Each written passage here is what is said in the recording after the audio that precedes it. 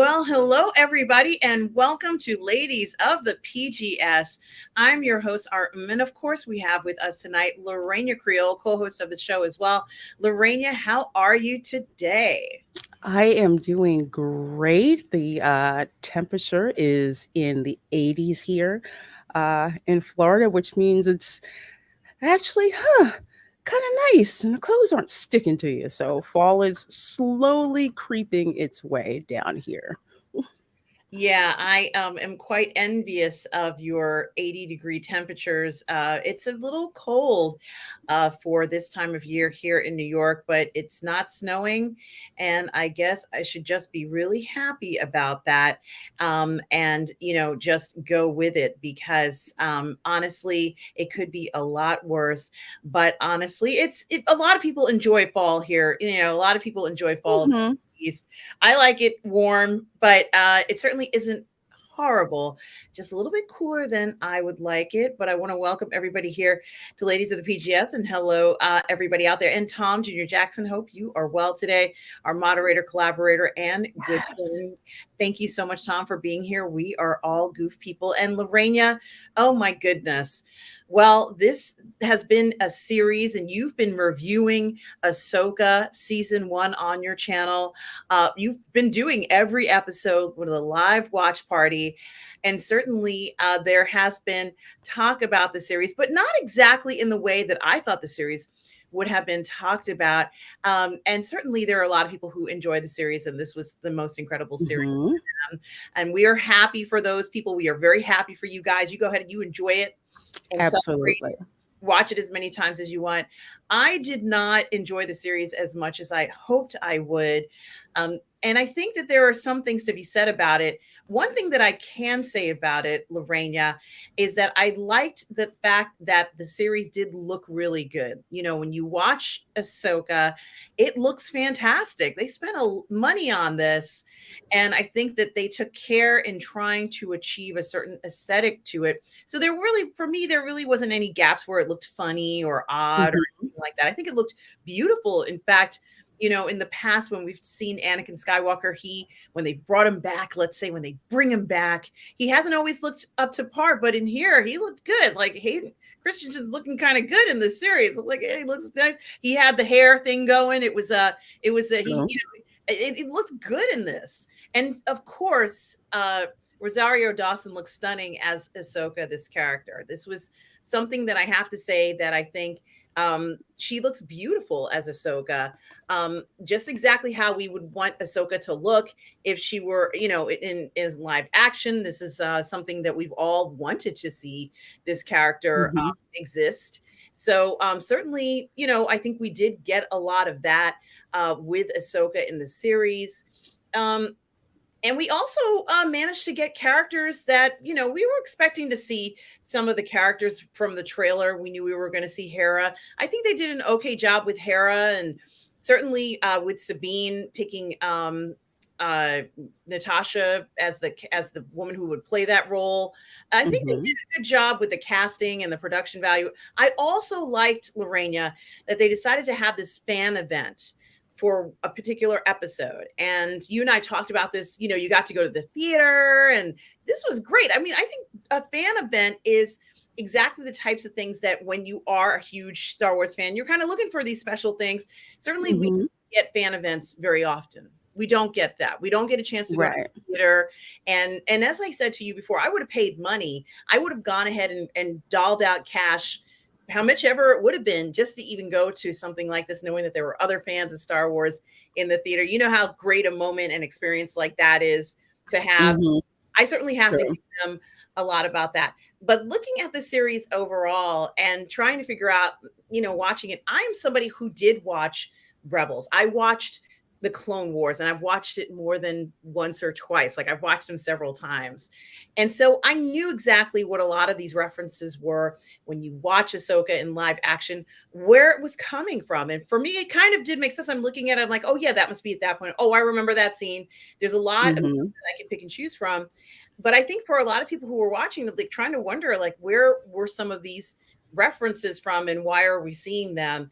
And I think that, overall, if things had been edited maybe a little differently, could have given the viewers, especially the newer ones who don't know anything or didn't even know who Ahsoka was, more of an idea of who Ahsoka is. In fact, Mm-hmm. Lorraine, you and I have been talking about this. I would have watched this series if it was just Ahsoka talking to Anakin Skywalker about the Force. I would have watched all 8 episodes because I wanted to see like this deep dive into her and find out, a little bit more about the Force too. Something new, something fresh. Mm-hmm. Do you feel that this offered us something new and something fresh, like maybe what we were expecting? With the temptation of seeing, Thrawn at this incredible, climax of a show. Do you feel that we got that, Lorena? No, which is a shame because you know how I've been talking about watching the show for the longest time because I'm a Rosario Dawson fan. I did not know anything whatsoever about Ahsoka, and I'm figuring, okay, perhaps this is the series that will flesh that out, especially to those of us who do not know who she is, who have never watched Rebels, who have never watched the Clone Wars. A great way to introduce to some and reintroduce to others and kind of bring us all together and then go on this amazing journey. And what we got, I really can't say that it's fresh or that I learned anything particularly new about Ahsoka. I was hoping to see some kind of existential journey, something that we always like to see when it comes to the hero's journey, her growth. What did she do? How did she truly, how did she truly change? And we didn't really, at least I will say, I felt that I didn't get that. And there were so many other things in this series. And again, I think it's due to not having a nice 20,000 foot view when it comes to editing, because there were things that I saw that were taken from the first 6 movies and just kind of ham-fisted put in there, and it didn't sit well with me. So as someone who is a normie with respect to the films, will say the baseline of pop culture when it comes to Star Wars, there wasn't a good enough of a trace back or callback. So if you're not into Rebels or into Clone Wars, you're just going to be like, I have no idea what this is about. How did this chick escape Order 66? I don't, it's just like I'm not interested, and I don't have anything really to keep me interested that way, which is a shame because they had the chance to do something really, really different, and I just didn't feel this freshness, like in contrast, I would say again, a series I didn't particularly like because it just didn't really appeal to me, and that would be Andor. But Andor did something fresh, and I could definitely give them credit for that. But I did not feel it with Ahsoka, and it's disappointing because when I look back at the show, I don't feel that it should be titled Ahsoka. I feel that it should be entitled Sabine and Ezra, and that's not the impression that I feel the audience should come away from or come away with, so to speak. Yeah, you made a really good point with the title of the show, and certainly the title was suggesting that we were going to get this sort of in-depth view of Ahsoka. Yeah. And certainly, what was interesting about it, you mentioned, you're coming from the point of view where, for many people, probably most people, did not watch Rebels or the Clone Wars. I've watched those 2 series. I've also read the book Ahsoka, and Hmm. book, like she talks to you constantly and you get to hear her thoughts and different things of that nature. So coming from the background of that and knowing what Ahsoka was like, it was very interesting to kind of see this different version of Ahsoka where, you didn't necessarily feel very attached to her. And then even Hmm. in an episode, and I think it's this episode here that I have up where, you see these shots of her where she's with and I'm not going to be able to find the photo I want, of course. Yeah, where she's in this scenario where she's supposed to be in this world between worlds that kind of looked like it wasn't quite the world between worlds, because when we've seen it before, we got to see images on the wall of other scenes or other points in let's say Star Wars history. We didn't see any of that. So, Mhm. kind of strange that regard. And then we also saw flashbacks where she kind of goes back in time with here's like a young Ahsoka, and Mhm. I'm assuming everybody would know this is a young Ahsoka, but I guess there might be some people watching this wondering, what is this? Why is there this kid? Is this supposed to be Ahsoka? You'd have to ask that question, because you can't just assume it's the same character necessarily. And I think a lot of people were kind of like, well, who is that? Like this kind of surprised look on her face. And this Mhm. actress is so talented. She's amazing. But Absolutely.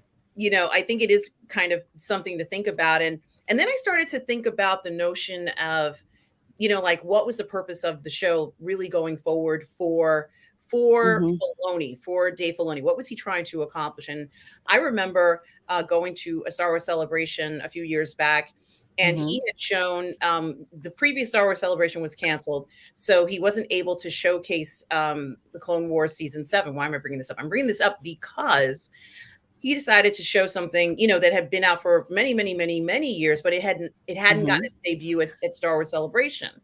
So people were going to it. They're like, well, what is this? And I'm like, I think it's his, from 2 or 3 years ago. And it was. And people were surprised. They're like, why are they showing that? And I felt like, um, you know, he had to do this because he needed to showcase what Ahsoka has done in the past. There was no other clear way for him to do it. It was like a showcase of his Ahsoka character, and more like a celebration of her. And it was not necessarily we're going to go ahead and create a new story per se. This was quite a lot of episode 5 in particular was diving into her past and looking at some of the very poignant parts of her life. And certainly, I thought that was very interesting to do. However, it wasn't not necessarily the most entertaining thing for me personally to see. And I said, "Oh yeah, I remember that. That's when she was at this battle, and this is when she was with Anakin here." And for a lot of Mhm. people, they just say, "Wow, I didn't know that Ahsoka was." But for most of us who watched it, we've seen it before, and it felt as if Filoni had to show it in live action because he had the ability to do it. How is he going to fit that in here? So I think it almost kind of shows everyone who may not know anything about the Clone Wars and Rebels that Ahsoka has a past, and it's a well kind of documented past, and I can show it in live action now. Look at how cool it looks in live action, but I'm not quite sure it's necessarily saying anything to the viewer. I don't know if the viewer is watching this and kind of like understands what's going on. It does look amazing though. This must have looked amazing in the theater, Lorena. This must have been spectacular in the theater. This must have been the most, coolest thing ever.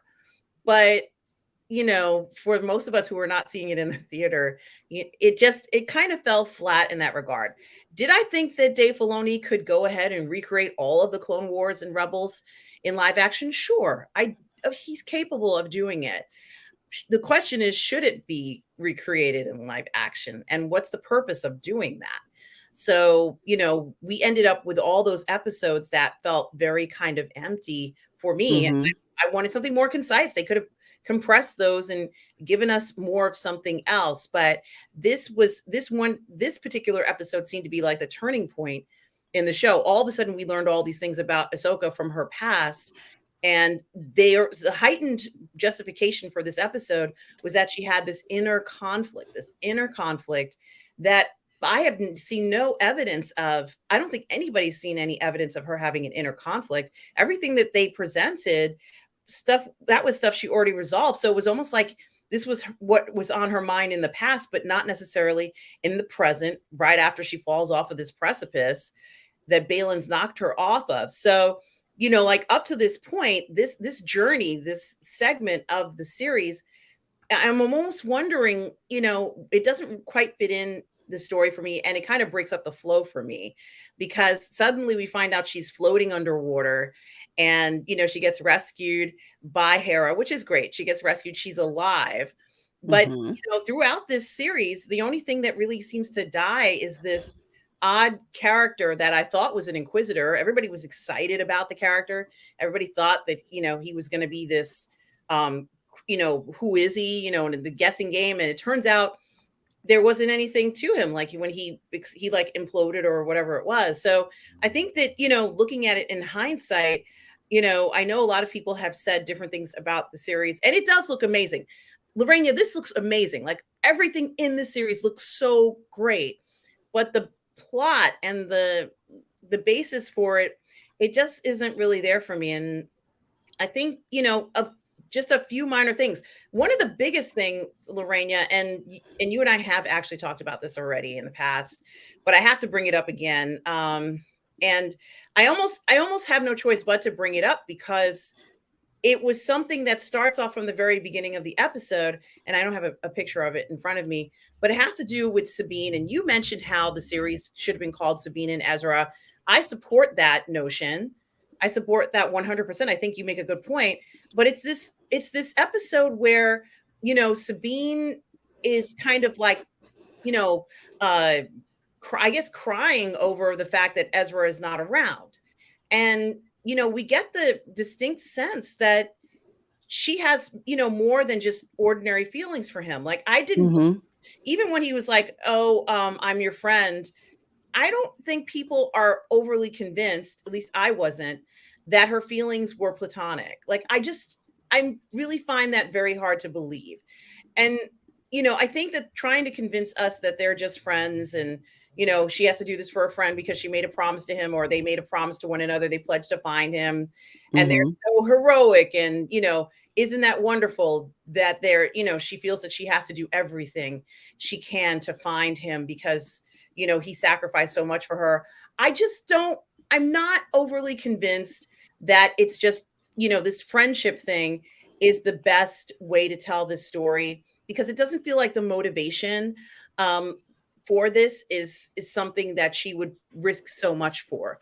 And on top of it, it wasn't really a risk because we find out, oh, guess what? She didn't have a choice. What do you think about justifying that she didn't have a choice? I mean, how has it become risky? How is this even taking a chance? I mean, what did you think about them deciding to do that in the story where they say, hey, you know what? She didn't really have much of a choice. I find that to be very lazy storytelling. For anyone who's watching, whenever we're watching anything, okay, if we're trying to get emotionally invested, there's always question, why should I watch? Why should I keep watching?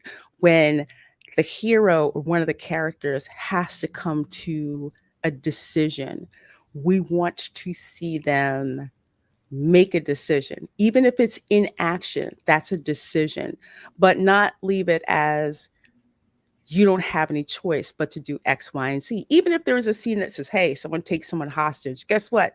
You're gonna have to drop the weapon. Of course, we know that, but we're also knowing in the back of our minds something is going to come around where they're going to resolve that conflict. So I really, I find it, I just do. I find it lazy.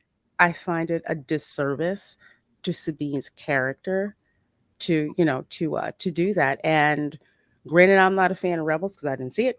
Not a fan of Clone Wars. I didn't see it.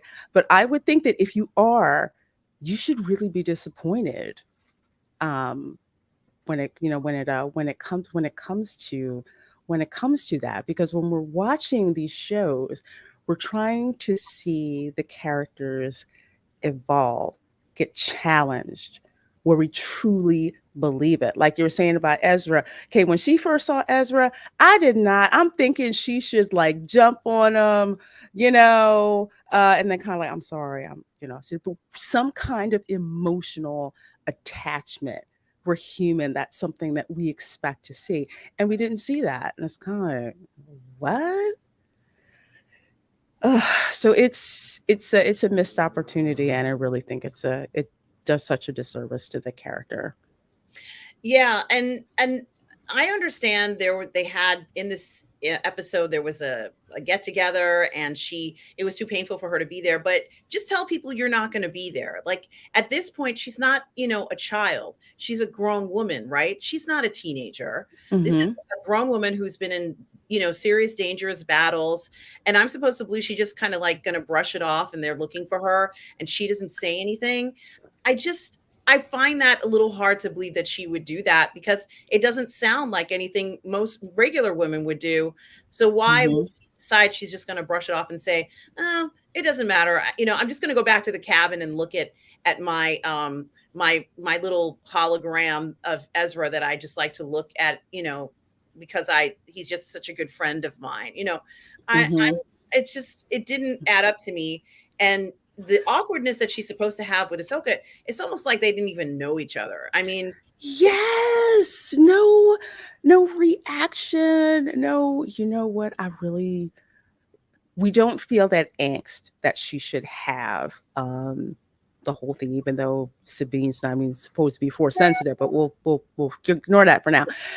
yeah. There wasn't that sense of longing.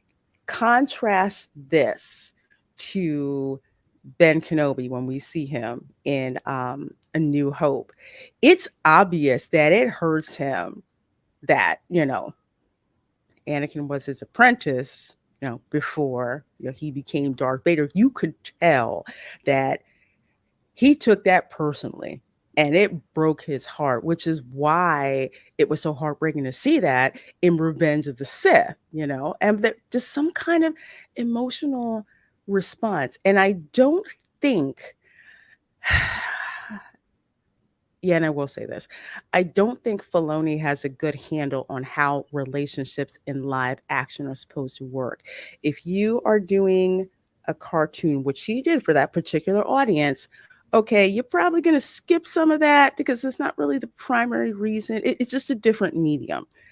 But when it comes to live action, it's not a cartoon drawing. You have actors who are reacting and putting your words into action. And there needs to be some kind of thing that grabs the audience and keeps making them think, I have to find out what happened next. I have to find out what happened next. I care about what happens to the character. And I just think writing live action is just not Filoni's strong point.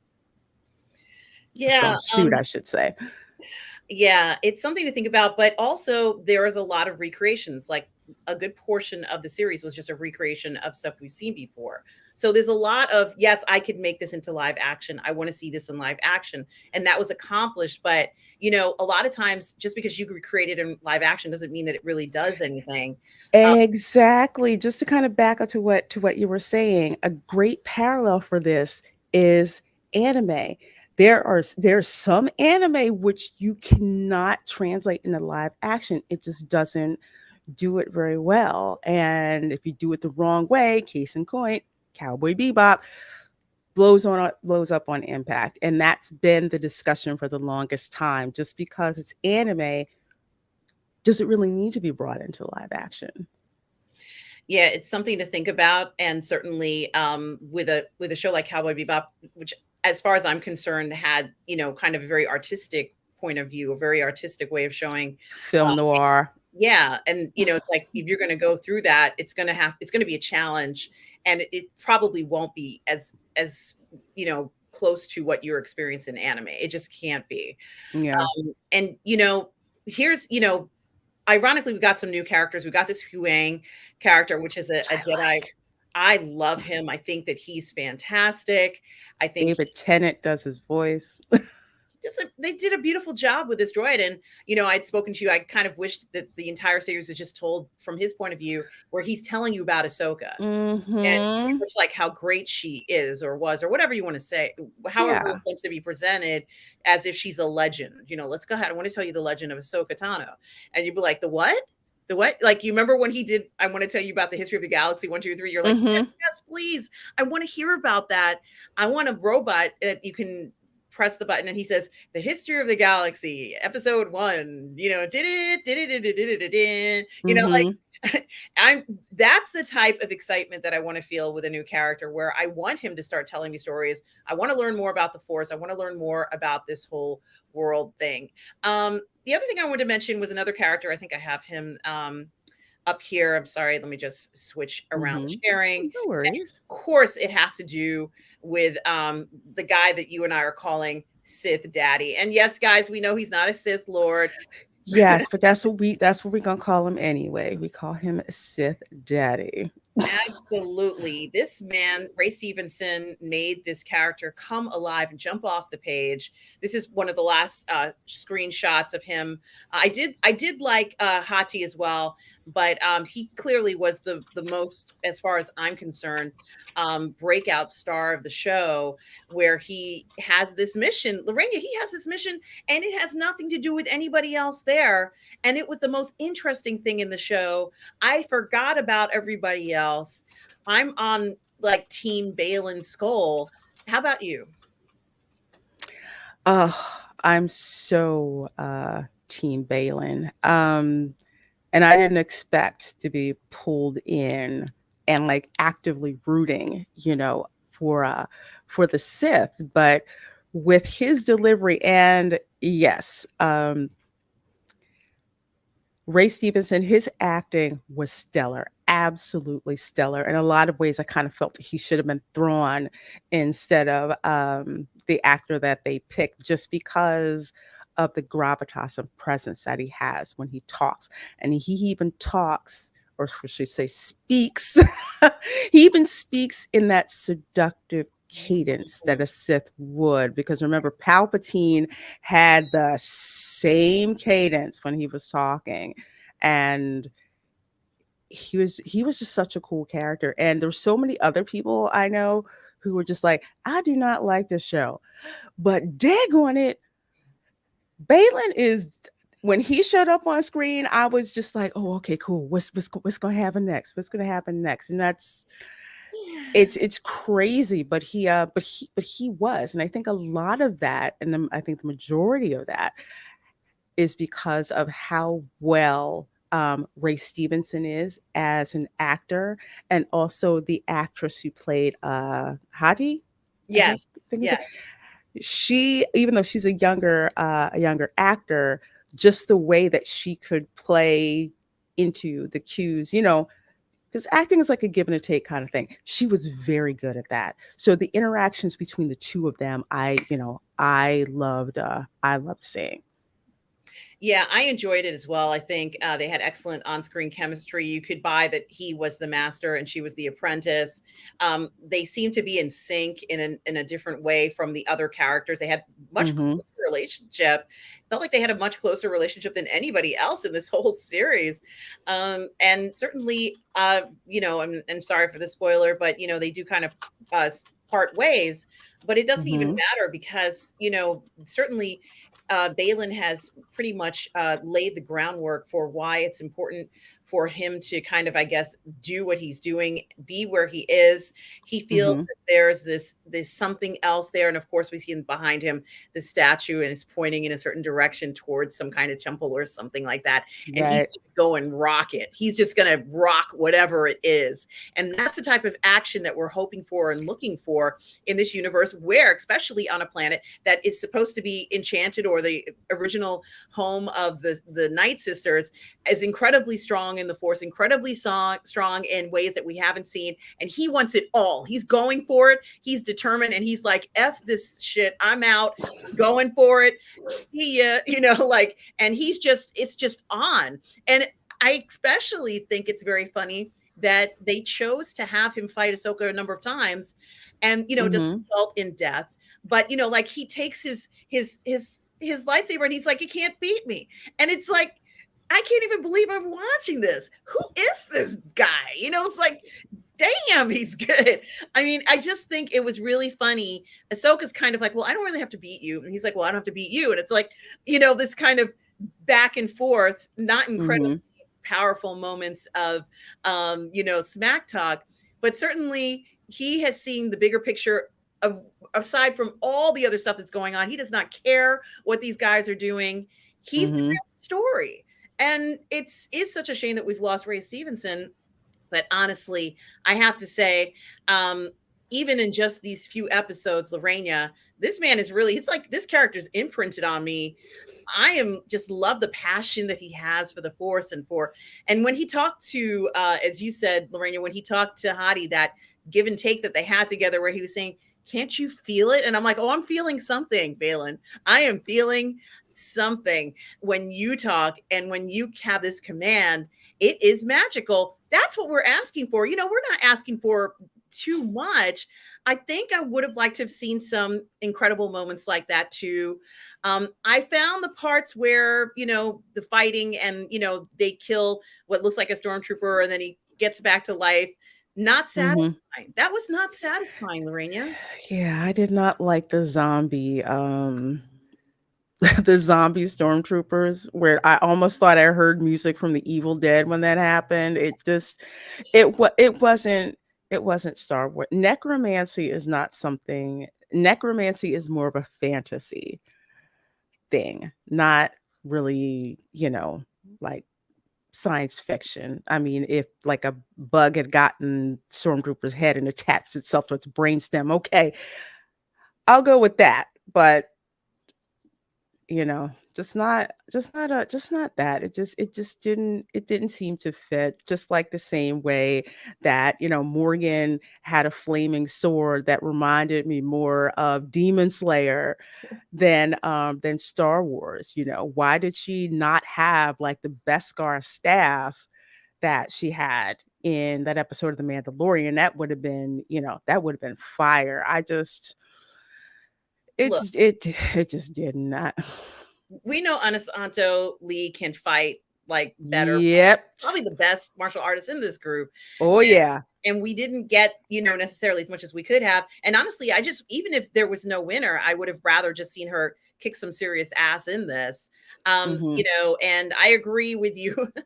I agree. These black outfits, these black armored outfits on, these Force users looking so incredible and so Mhm. fierce. And honestly, I didn't like seeing Elsbeth go out like this. She didn't deserve us. Why get rid of her? She was a good character. I liked her. My yellow is the new black behind the Yes. prison house command. She's freaking communicating to people from other galaxies and she goes out like this. I think that was ridiculous. Why do that to her? She was an outstanding character and now she's gone. So we lost somebody who had the potential to really kind of cause some mischief because she kind of looks at things differently than everyone else. This person says we should be looking at, she's like, no, no, no, no. Shouldn't we be Mhm. looking at this? And I like somebody else who has a different opinion. Let her go ahead and mess up things. Let her go ahead and say, F that. I'm not going to let them do this. I was hoping she was gonna try and stab Balin and try to take him out and just go ham. I mean, I literally thought that perhaps she'd turn around, double cross Thrawn, and it would just, she was the character that I was hoping was just going to completely subvert our expectations. It's like the person who double crosses everyone else is not the person that you expect that it is. And you're just like, oh, shoot, I didn't expect that. I was not, if there was one character's death, and there was only one, again, no stakes really. When she got taken out, I didn't like that. And And she I was was, made stronger, Lorena. She was made stronger, and yet she was taken out. yeah, I was just like, I'm not believing that one bit. So Sabine can survive, a saber stab to the chest, but she can't after the three Macbeth witches, infuse her with power. I mean, it was so disappointing. Because I like this character. I liked all the Sith characters in here, but I was really hoping that she was going to be the one to just turn things crazy. She was the new Ursula. You and I were talking about this. You could just smile, see her smiling. You poor unfortunate soul, Sabine. Come Yes. on, let's go to the other side of the galaxy. Like she just smiled. Look at her smile. She's like, I Mhm. got it, boys. We got it, boys. Choo, choo, halfway across to another galaxy. She was Mhm. flying high. She's been working hard.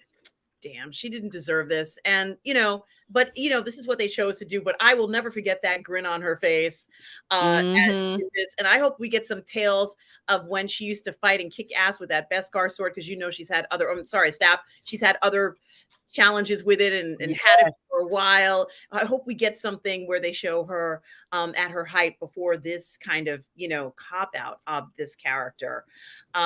Yeah. So, I, I think it's really interesting. I don't really, I did like that. Obviously, as you know, I liked that Sabine decided, and I still think she decided and she got a choice to go on this journey. But it was very interesting when she, finally encounters Thrawn, and Mm-hmm. she's like, okay, I got to go find Ezra. And he's like, oh, so you risked all this? And she goes, you wouldn't understand, like this kind of thing. And I thought to myself, well, he just witnessed Ezra went ahead and risked everything to take him out there. So now you Mm-hmm. have another character who kind of like maybe doing the opposite, making it possible for him to return. I think Right. that I got his point. However, her thing, like you wouldn't understand. She could have just said, that wouldn't understand needed to be backed by something stronger. They kind of lost it. Like it fell flat. Although Mm-hmm. Thrawn was kind of questioning her, like, what's up with you, girl? Like, why would you do that? What's your motivation? And she couldn't give him an answer that justified, this entire kerfuffle, which is what this really was. But, Mm-hmm. you know, in the end, they end up on the planet Lorena. It's a I'm not even quite sure what this is. It's called the reunion or whatever it is. And Mm-hmm. certainly, they're all kind of on the planet. And ironically, Ezra is the one who goes back.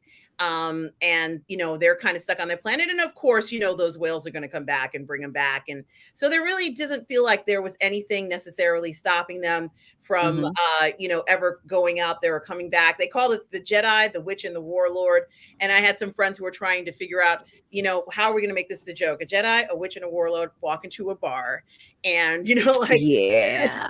you just want to go keep going with this. But it certainly didn't feel as dramatic or as entertaining as The Lion, the Witch, and the Wardrobe. There were a lot of references Mm-hmm. that were used to make it, pay homage to things. For example, where Ahsoka's robe changes from gray to white, but I think, as I said, it looked visually stunning, Mm-hmm. but I'm a little empty inside, and the Balin thing is in a double hurt. It's a double hurt. I hurt. I want my Balin back. Yeah. I yeah, that was just yeah. Yeah. Well, but there are people who loved it, which is great. Enjoy it. It does look beautiful. I have to say, it is a beautiful looking series. I don't know what it really is supposed to be, but it does look beautiful. So there is that. If anything, it turned out beautifully visually. So I want to congratulate the production team of Ahsoka for doing such a beautiful job in every area. The costumes, makeup, the works. They worked hard, and it does look good. And I have to give them it's perfect. So Well, I'll disagree except for Thrawn, dag on it. okay, some That was a spray paint job, and I'm not gonna let them slide with that one.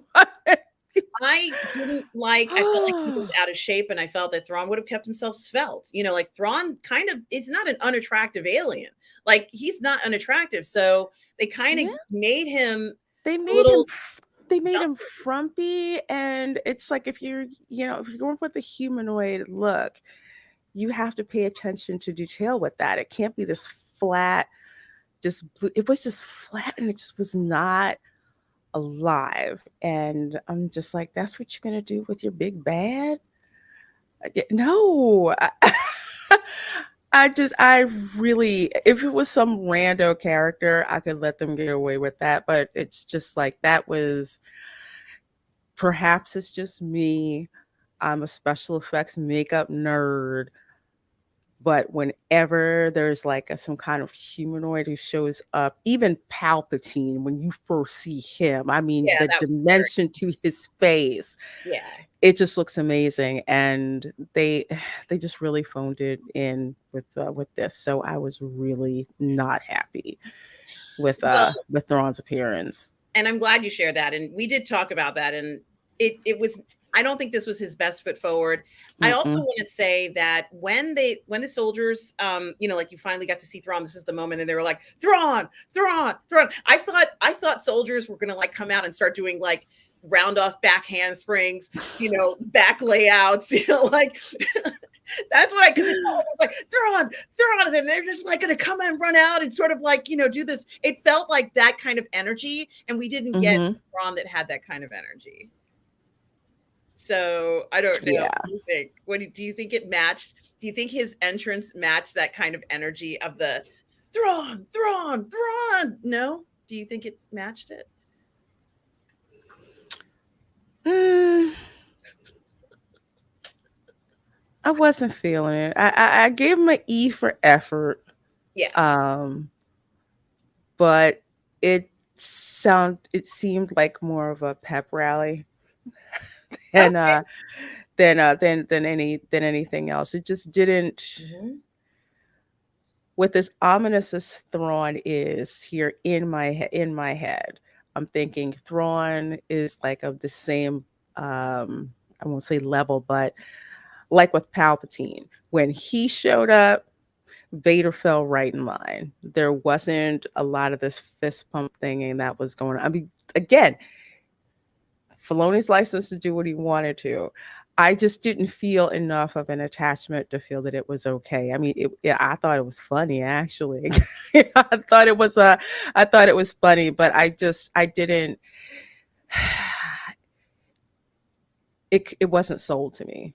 Let's put it that way. Visually, it looked cool. Visually, that one stormtrooper who looked like he had a mask, like he was part of the Greek chorus. I thought that was actually pretty cool. But it was all right. It was okay.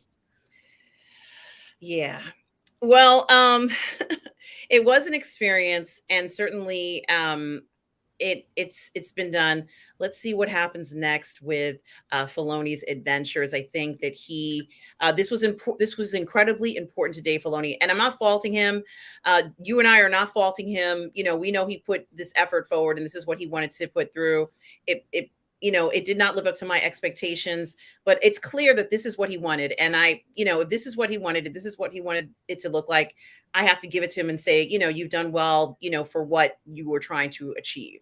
Because it seems to me this is what he wanted. This is the type of show he wanted, and it is what it is. But for my expectations of an Ahsoka series, this didn't give me that feeling that I was hoping I would get, and I think you have the same feeling as Yeah. well.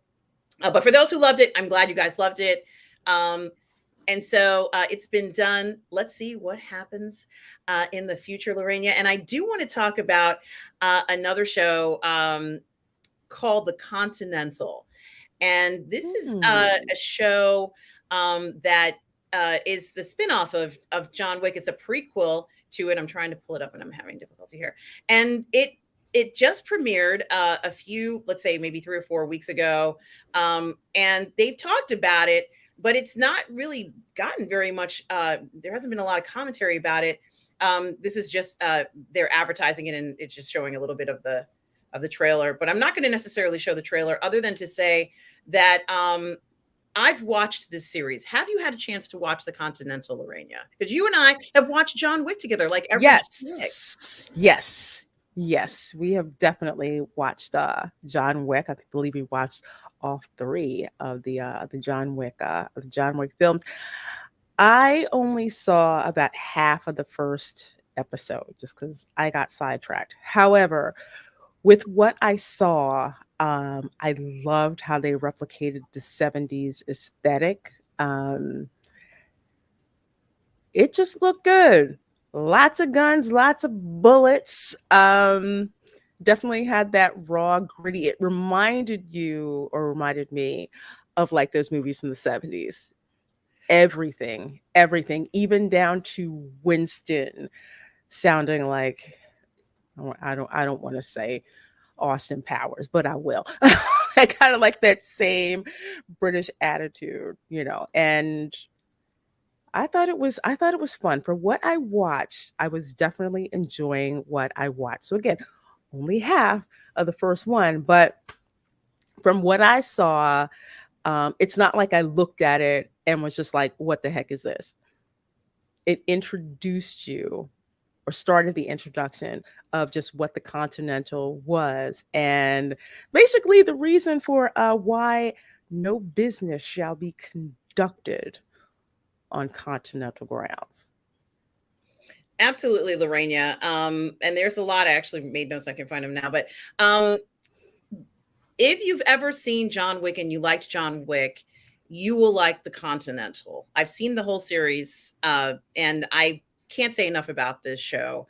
I'm also going to say that it's 3-part series, and the first episode does feel like John Wick in a sense, but the second and third are get even better than the first one. And as you keep going, it's Mm-hmm. incredible. I'm not doing any spoilers in this show because I want to wait a little bit longer before I start talking about spoilers in it.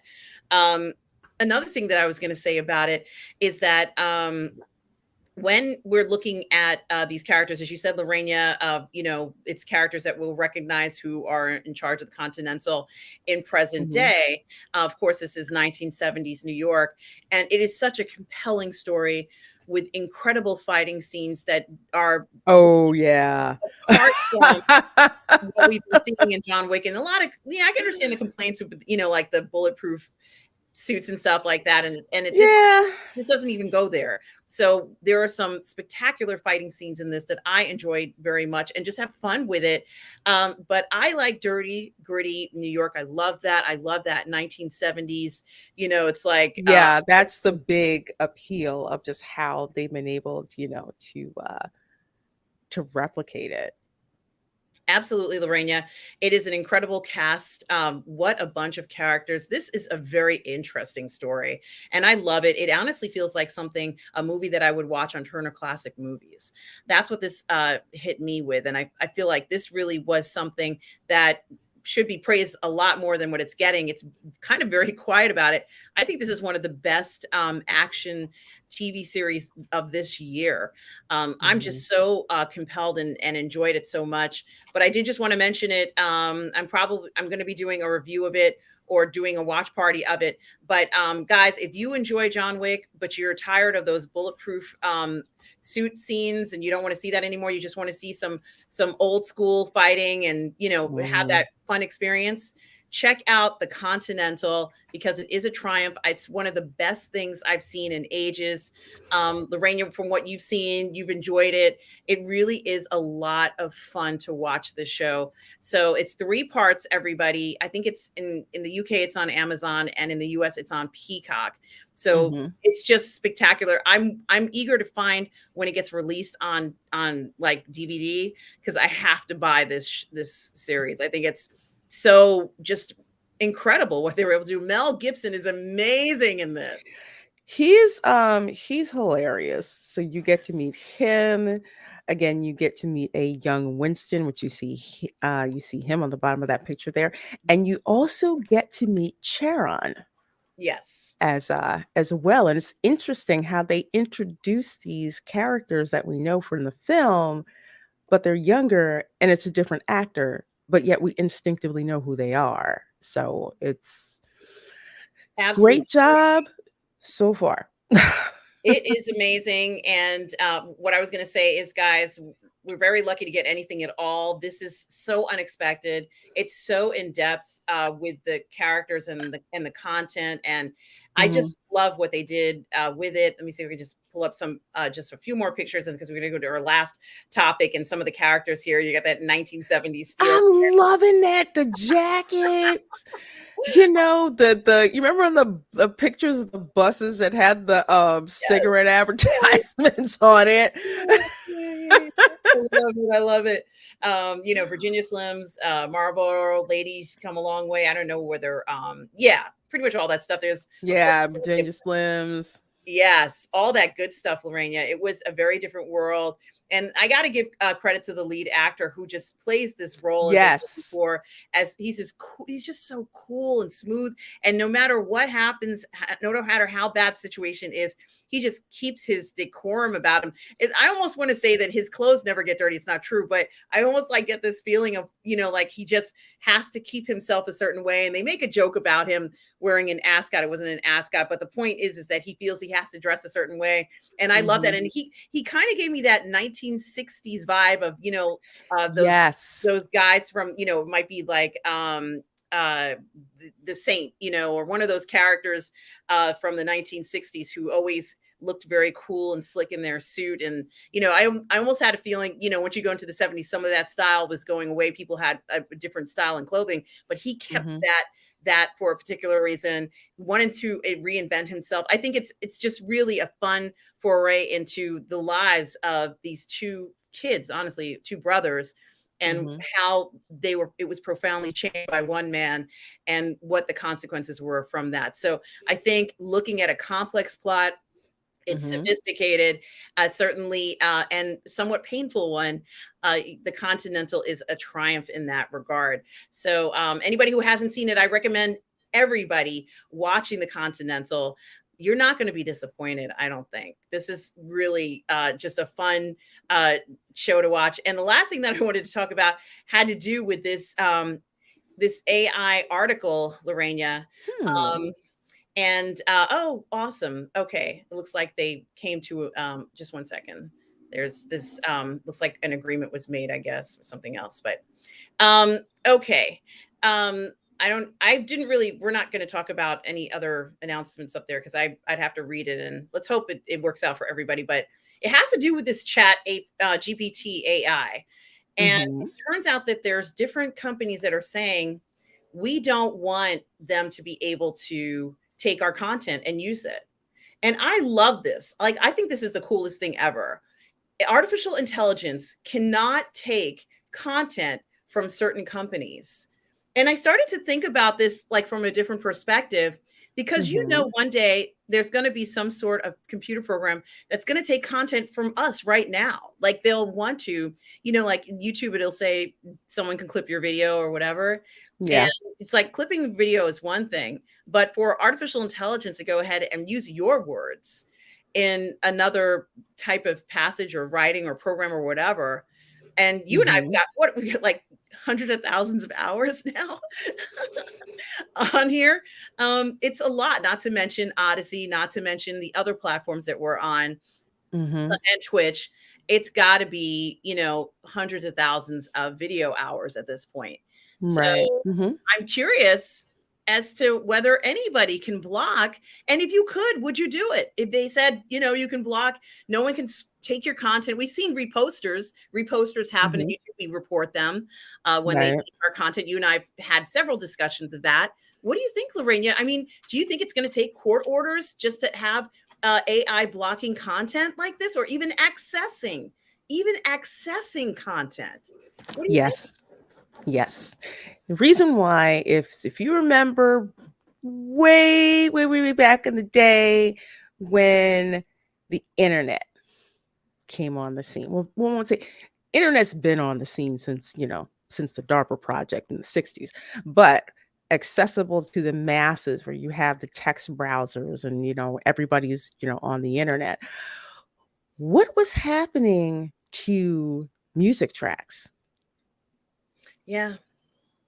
What's happening to music tracks? People were just like, I don't have to pay for this. I'll get it. They were sampling things. I mean, Puffy won that lawsuit, but people were sampling music and using it. And a lot of people wound up getting sued after the fact, because these new artists were making music, but using music from other artists without their knowledge. Now, eventually, digital copyright law, that's why, every time you play something on YouTube, that sucker can get copyright claimed. That's why. So I do believe that it's going to come to a point where something's going to happen legally to block this. Right now, it's not in place. So people are, when I say people in general, are operating on the MO of, easier to ask for forgiveness than permission right now. There's nothing legally stopping them. Morally and ethically, that's different. But I know that, like, say, if I was, let's see, what did I say? I'll use one of my favorite writers, Jackie Collins. Okay. Oh, yes. Can you imagine an AI getting all of Jackie Collins's books and all the books that we love to read and spinning it up and making their own thing? Nothing is paid to the Collins estate for that. And that's a body of work that she developed. Same thing like J.K. Rowling. That's writing talent that she has worked on, put her, blood, sweat, and tears and ingenuity into, not an algorithm that's picking things out. So I really think it's a good idea that they start putting this to work, because when things like Chat GPT, there's always been systems like this, but they haven't been out in the public and accessible. I mean, like, I've worked on some. When I was in grad school, engineering grad school, they called it an expert system. So a lot of that stuff military folks had to, use, and it was kind of there. It wasn't in the realm of the general public. Now all you have to do is, like, for example, if I pull up Bard AI for a joke and I put my name in there, and it's like completely off. But how often before it's out there pulling stuff and it starts to look like it is me and generate video that looks like me, you know, talking. This is something to think about. I mean, we have YouTube. We already know that there's copy, like reposters, but now there's AI, algorithms that can go ahead and take our likenesses, which I'm sure they have already, and create Mm-hmm. videos. You and I talking, like, they could recreate this show. Like, this legitimately could do this. I mean, this is a huge concern. We've seen practically every star, every personality out there already recreated in AI.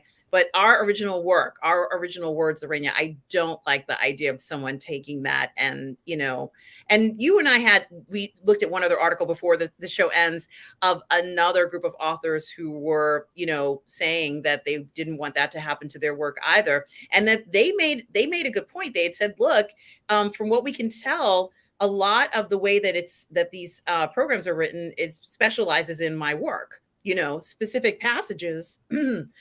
Certainly something to think about. Um, I just hope it doesn't get to YouTube where there are more videos created, and maybe there are, because for a long time, my biggest concern with YouTube was that there were more videos that contained information that was not the truth. Now, my concern is that there are more videos created by, not even by creators, but by programs. So it's not even an actual creator who's doing it. It's just saying run. They press the run button, and it could create 100,000 videos. We've already Mm-hmm. seen it. I'm sure that's happened into TikTok now. Like, I'm sure there are more AI generated videos than human beings doing them. So I think at some point somebody has to draw the line and say, I really would like to. Yes, it is spamming. Yes, it's true. It's true, John. It is spamming, but we know it's true. Unless you have certain parameters set up in your YouTube account, you will be inundated with stuff that looks like it's a valid YouTube account that someone created, but it's actually just a computer generated thing that Mm-hmm. will repeat the same content over and over again 100,000 times, just in a different way. So that's something that I was really concerned with, and Mm-hmm. let's just hope YouTube can handle it, because if it goes much further, a lot of even our own videos won't even show up. This is something to think about, the inundation of it all. Mm-hmm. Yeah, he says it will not allow us to filter it out to brainwash us. Well, something's happening, right, Lorena? Something's happening, and I think it's important. I hope that, in addition to this strike, there will also be an issue of addressing this. And I don't think YouTube really.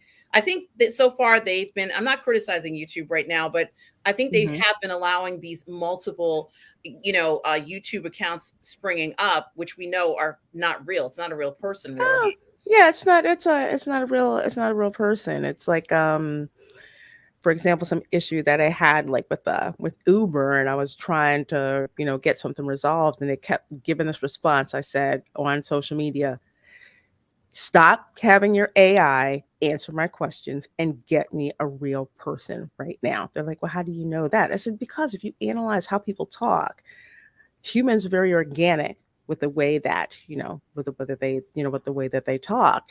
And especially when you see a lot of these spam accounts on YouTube, like you'll get somebody who'll come into my comments and say something. It's just like either your Google Translate is off or, yeah, that's a spam account. Yeah, okay. It's not yeah, it is a big problem, just like how it is with Twitter. It certainly is, and it's something to think about. And I think we're going to see more and more of these, situations where somebody is suing or it's in the contract saying, "Hey, it's all copyrighted material," and if even like two or three sentences appear somewhere, it'll be struck. I think that Hmm. it could get to that level. But we are at the end of the show, Lorena, and I want to thank Tom Jr. Jackson, our moderator, collaborator, and good friend. We are all good people for moderating the show as always. Tom, we love you. A Yes, huge thank you, member, Tom. very important member of the Burnettwork family. Thank you so much, Tom. He has his own YouTube channel. Make sure you guys subscribe to that. Lorena, where can people find you? Well, folks, you can find me on my channel on YouTube where I do various videos and live streams. Herman and I do a show on my channel called Toxic Male Appreciation on Thursdays at 5 p.m. on Twitch, and the rebroadcast on my YouTube channel on Sundays at 1. Of course, you can also find me on WDW Pro's channel for his live show. I join about 6 p.m. On Thursdays. You can also find me contributing to the YouTube channel That Park Place, all the news that should be fun with a bunch of pros friends, and we all have a great time bringing you theme park news from a fun point of view. Hmm. Also, Sundays, 8 p.m. Eastern, the Welcome to Florida show. If you missed the Florida Man Bingo, you got to go back and watch it. That's all I'm going. That's all I'm gonna say. Go back and watch that. We always have fun with Culture Casino and that. And of course, I have various live streams and videos for gaming. I am recently been doing cozy gaming with Disney Dreamlight Valley and having a lot of fun with that. We'll be doing some different types of games in the future. So thank you, as always, for having me here on the show. Love being here with you and with all of you out there. And of course, it's a pleasure to have you here, Lorena. And guys, please also subscribe to my YouTube channel, Positive Fandom, where I do all the parlay in the fandom. I have my Sunday brunch show on Sundays at 10:30 a.m. Eastern Standard Time. Lorena and I also do this show here, Ladies of the PGS, every Monday at 6 p.m. Eastern Standard Time on the Burnettwork. But you can also find us doing our watch parties together. Lorena and I are going to be doing a watch party for The Crown coming up this year, the final season of The Crown. And so much more. I know I can't wait for it. And so much more, guys. Do stay tuned to the Burnettwork tonight. I'm going to be doing a review with Catherine Cook of Ahsoka. We're going to be doing a deep dive into it, and so much more coming up. Thank you, everybody, for your support out there. Again, Tom Jr. Jackson, we are all goof people. And Lorena, it's always a pleasure to have you here. And guys, remember, no matter where you are in the galaxy, always remember to please be kind. Take care, everybody. Bye.